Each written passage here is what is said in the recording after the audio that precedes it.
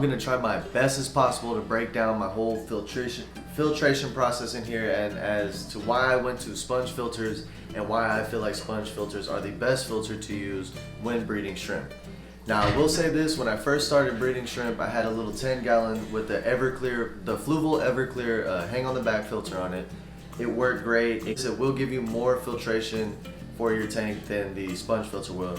Simply being, it has 3 stages of filtration. Your carbon, you got your sponge filter in there itself, and then you got the little ball with the balls for all the beneficial bacteria to grow on it. Sorry, I get a little tongue twisted here. But yeah, I went with a commercial air pump. I went with the Pawfly 3000. It pumps plenty of air to all my tanks. I haven't had no problems with it at all. Plus, one of the big benefits with the sponge filter is you don't got to worry about your shrimp crawling in it. Yes, you can cover the little intake part, but they somehow manage to always get in the filter. It never failed. They always got in the filter. Between them and snails always getting in the filter, I was pulling my hair out. I was like running through those Everclear filters like it was nothing due to those guys. Moved to the sponge filters and I'm not looking back.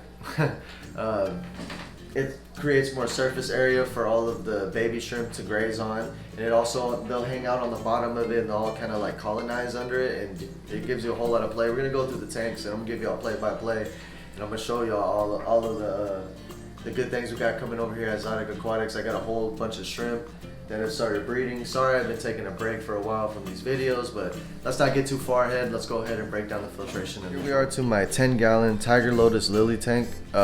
This tank right here mainly goes off of just plants for the filtration. It does have a little cheap $8 Amazon hang on the back filter, and I threw some of the old bio. These are those Fluval, I don't know exactly what they're called, but they're for the bio in the tank. I got the carbon in there, the intake covered with a sponge. There is a little sponge inside of it also, but I'm actually gonna be taking that hang on the filter off, and I'm just gonna let it, you know, let the plants filter it. What do y'all think? Let me know something down in the comments. Got Celestial Daniels in there, but let's keep going. Down here I just got a little 10-gallon filter, and I have it dialed way back. It actually, these two tanks, no, this tank and the bucket, they share a filter. But again, the plants, I like to keep floaters in all of my tanks.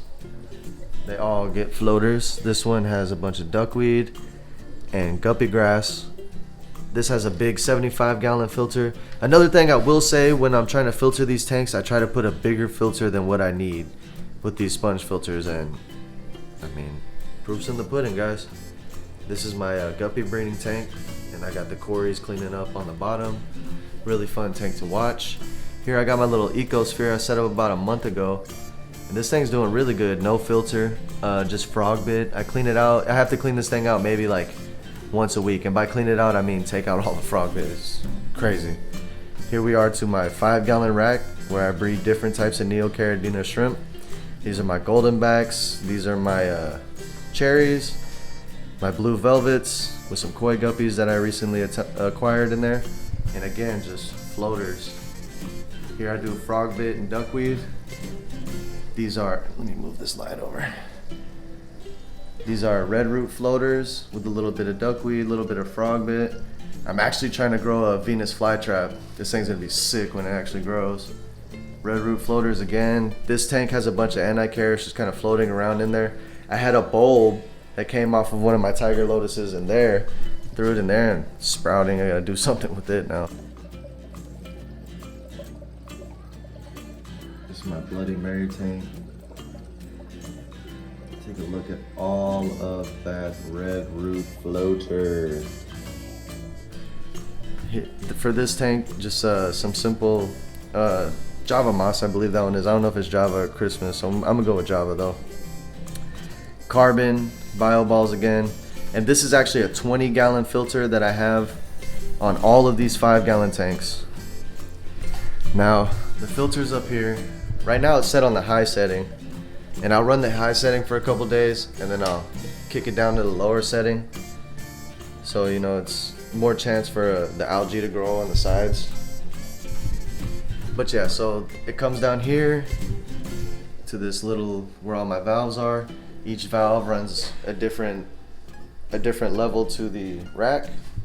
So I have one that goes here, and so when you first hook it up, the filtration was kind of crazy. Like this one had a bunch of flow, this had none, this had flow. It was weird. So I just put a bunch of these little, excuse the mess on top of my tank too, but got these little control valves right here, and I can control the flow in each one of these independently. And just same thing down here. We're gonna have 2 more Carradina tanks coming down there, and then I have this big 75-gallon one down here. So when I kick it to low mode, I actually have to go here to the valve and adjust it a little bit, but I'm not gonna do that right now because I'm in the period where I'm running it at a high setting. Now this 29-gallon tank, before I decided to put all these schooling fish and everything in there, this was actually a filterless tank that I just had all of my high-grade cherry shrimp in. Let's see if I can find some more of them. These were the highest grade ones that I felt in my tank, and I decided to throw them in here and start a colony of these guys. And then now I have rummy nose tetras, these cherry barbs, and don't catch me lying. These are a type of rice fish. I can't remember the name off the top of my head, but they're just a beautiful fish. But now I just run a little small 10-gallon filter in here, lots of plants. I had more floaters in here, but I took some of them out because I decided I just want to do red root floaters in this one. I don't want the mix. A little bit of hornwort to help with the filtration in here too. Hornwort is actually a really good plant when trying to substitute filtration for plants.